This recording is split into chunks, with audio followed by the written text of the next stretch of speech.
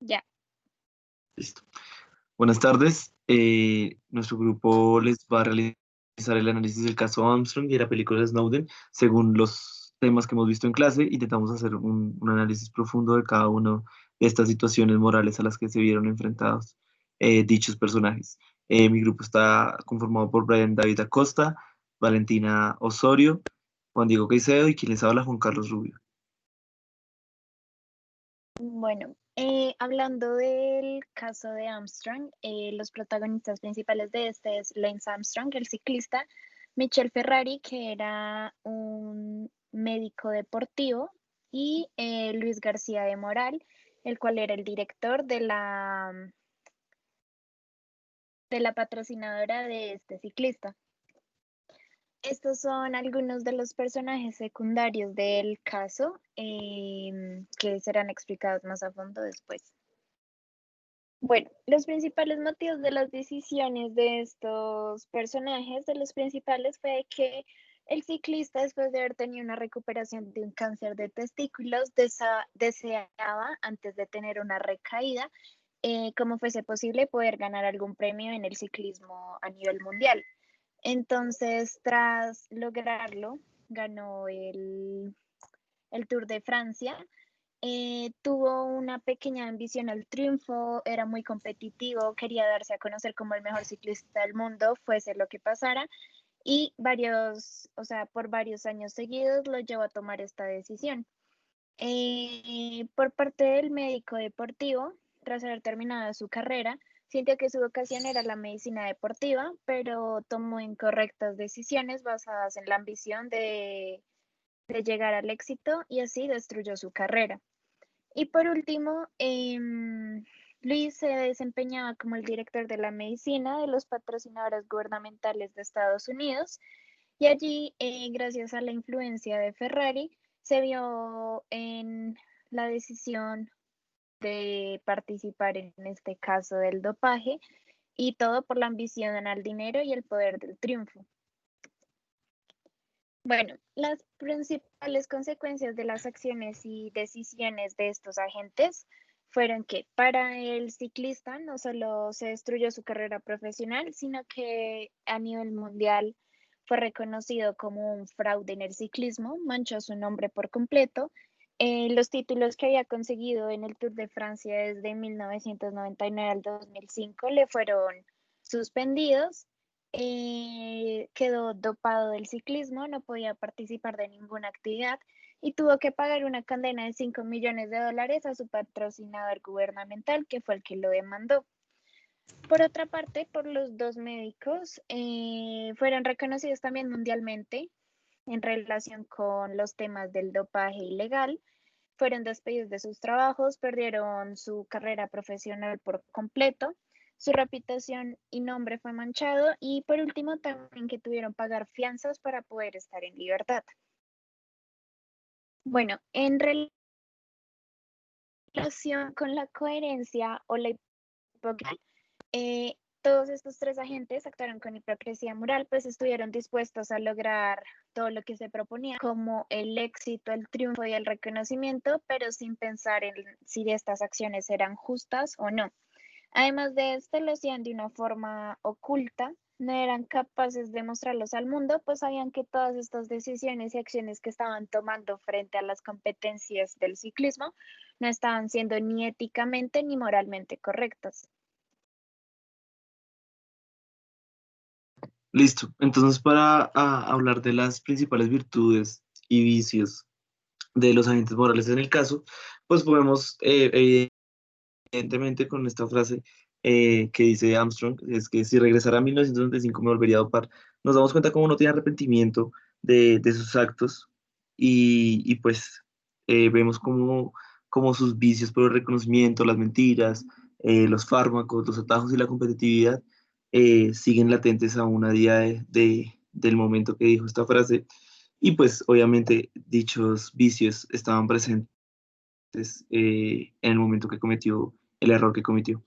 Y pues hay que reconocerle que tiene una resiliencia porque enfrentarse a 11 tumores no es nada sencillo, es un proceso realmente complicado para cualquier ser humano y él lo logró y pues las superó exitosamente y también la valentía de haberse confesado públicamente, que esto de alguna manera nos habla bien de que en algún momento tuvo arrepentimiento, aunque sea porque pues, querer que los demás supieran, pero no arrepentirse realmente de lo que hizo.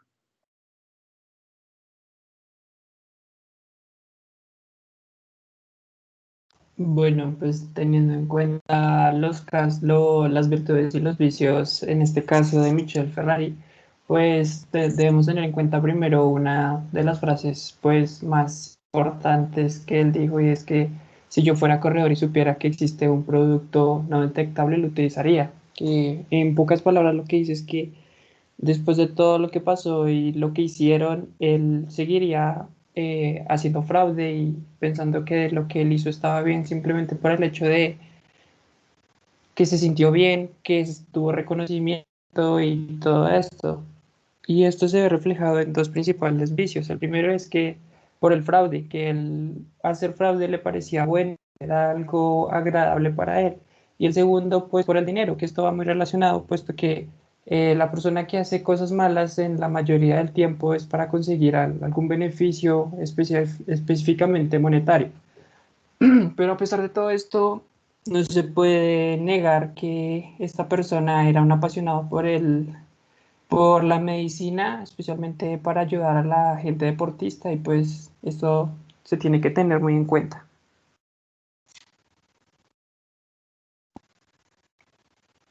Por parte de Luis, pues los vicios que identificamos fue que para él era muy importante tener un reconocimiento a la fuerza o como fuera, necesitaba tener algún tipo de reconocimiento. Otro tipo de vicio que encontramos fue la superficie. Además de todo esto, al igual que Ferrari, pues tenía un fuerte apasionamiento acerca de la medicina, de apoyar a los deportistas y de que estos surgieran de la mejor manera a pesar de todo lo que hicieron para conseguirlo.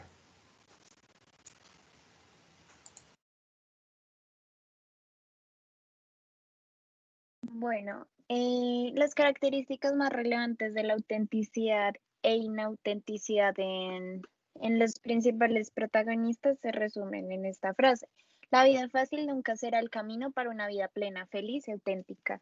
Ellos tres siempre buscaron la manera fácil como de ser reconocidos o ganar todas las competencias del ciclismo. Por ende, estos tres protagonistas del caso actuaron de manera auténtica, pues rechazaron la verdad por muchos años, aprovecharon las posibilidades de formas negativas con respecto a lo que habían fármacos que no eran detectados por las pruebas que les hacían, buscaban cómo justificarse, autoengañarse. Digamos, un ejemplo es que Ferrari decía que habían fármacos que eran tan inofensivos que eran como tomarse un jugo de naranja y vivían una vida llena de irrealidades y de una forma banal, puesto que todos sus triunfos fueron a causa de trampa. Pero también actuaron auténticamente en algunos casos cuando confesaron y se reconocieron que sus acciones fueron incorrectas. Esto lo hicieron desde su interior y tras esto decidieron vivir como la realidad, afrontar todo lo que se les venía encima y todas las consecuencias.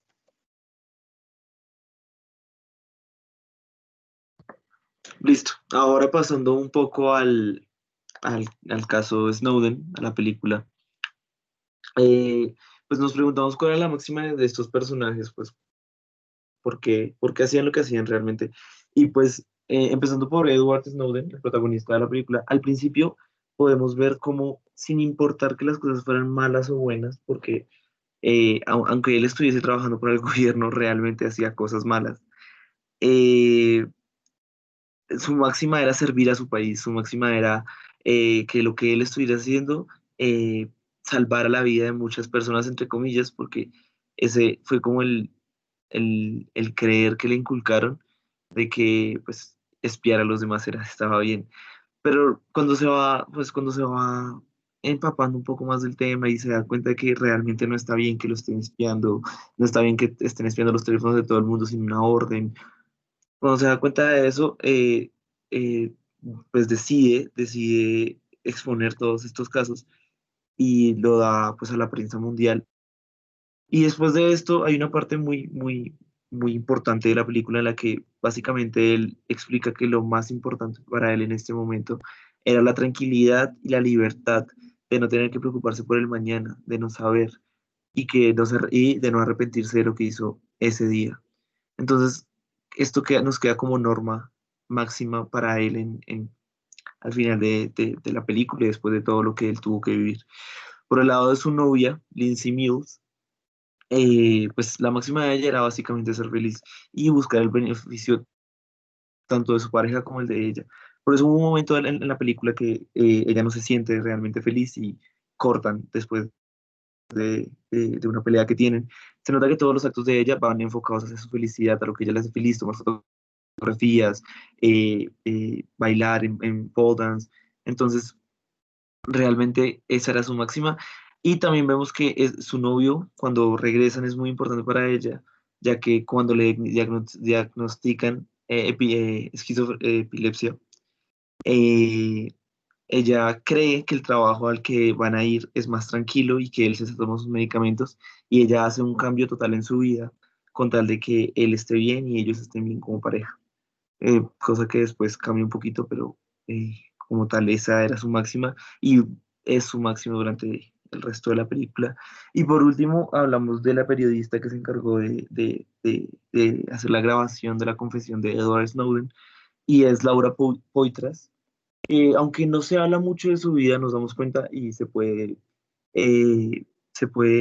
entender que la máxima de su vida es su propia vocación, que es ser periodista y contarle al mundo la verdad, que todo el mundo se entere de lo que está pasando, informar, llevar conocimiento a todo el mundo sin importar quiénes sean o, o sea, sin discriminación alguna.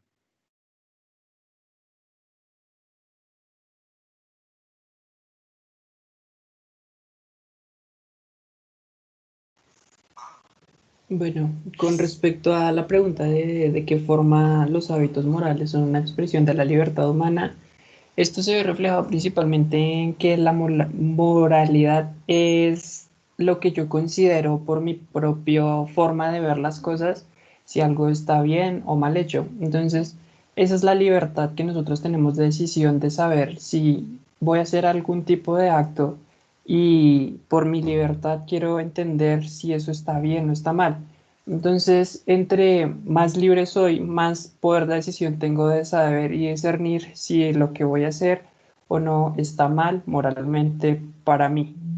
Y la parte de cómo se manifiesta en la película, lo visto acerca de la prudencia. En la película hay varias escenas y decisiones muy importantes que tuvo que tomar el protagonista, pero evidentemente la más importante fue el tomar la decisión de cómo rebelarse de todo su país, de todo lo que él había visto y reportar esto para que no sucediera más. Y esto demuestra, según lo que vimos en la clase, que tomó una decisión completamente prudente, porque tomó la decisión correcta. Y ya que, aunque en su trabajo y en todo lo que él estaba rodeado, para ellos espiar y todo esto estaba bien con el pretexto de evitar el terrorismo, él discernió y supo saber si eso estaba bien o mal moralmente. Entonces, pues esta decisión demostró en su mayor esplendor la prudencia que él tuvo acerca de este tema, de la privacidad de la gente y de no pedirles permiso para usar su información en el momento que ellos quisieran.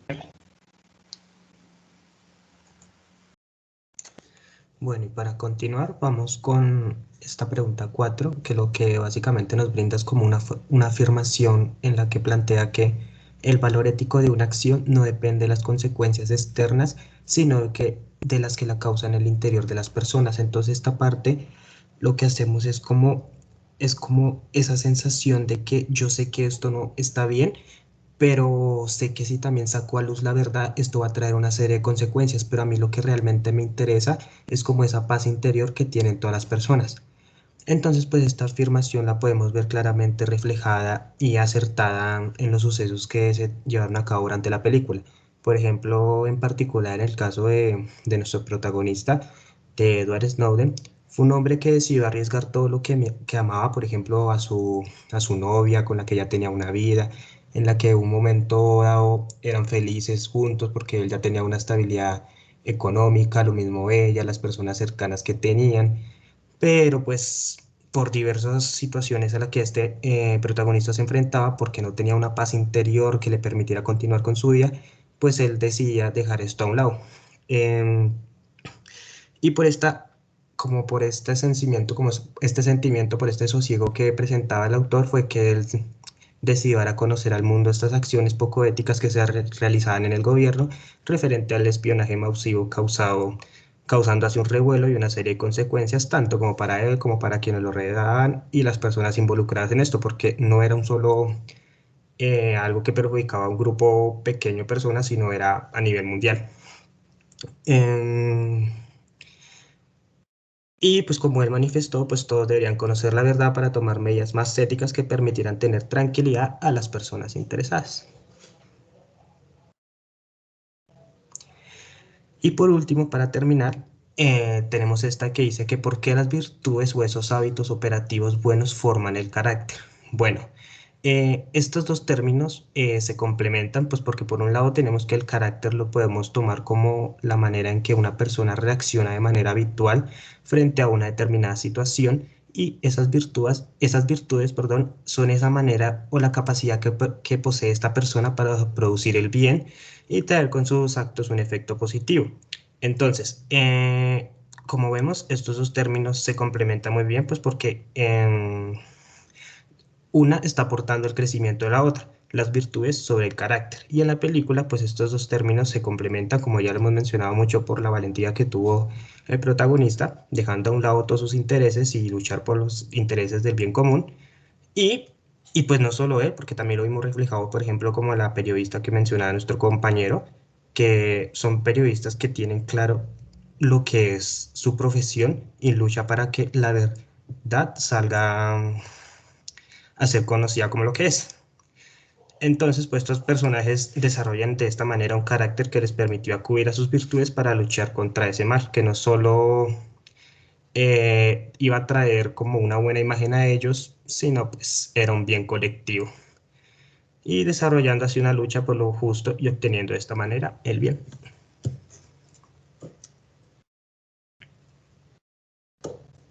Listo, muchas gracias. Hasta luego.